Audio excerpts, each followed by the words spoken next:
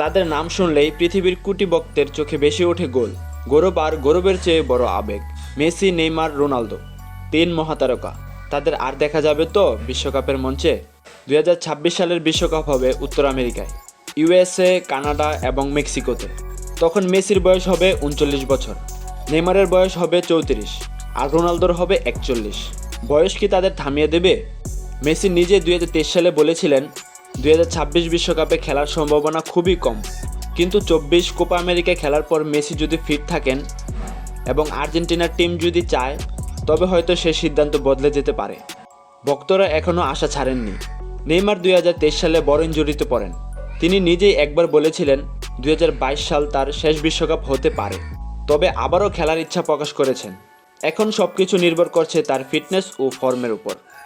Cristiano Ronaldo 2026 সালে হবেন 41 বছরের, তবে তিনি এখনও নিয়মিত খেলে যাচ্ছেন, গোলও করছেন। কিছুদিন আগে ইন্টারভিউতে বলেছেন, যতদিন পারেই খেলবো, তবে জাতীয় দল নিয়ে সিদ্ধান্ত তখনই নেব যখন সময় আসবে। রোনালদো মানেই চমক, তাই একেবারে না বলাও যায় না। মেসি, নেইমার, রোনালদো তারা যদি আবারও একসাথে মাঠে নামেন, সেটাই হবে বিশ্ব ফুটবলের এক ঐতিহাসিক মুহূর্ত। 2026 কি হবে তাদের শেষ ম্যাচ? আপনি কি মনে করেন? কমেন্টে লিখে জানিয়ে দিন। ভিডিওটি ভালো লাগলে লাইক দিন, শেয়ার করুন এবং চ্যানেলটিকে সাবস্ক্রাইব করুন।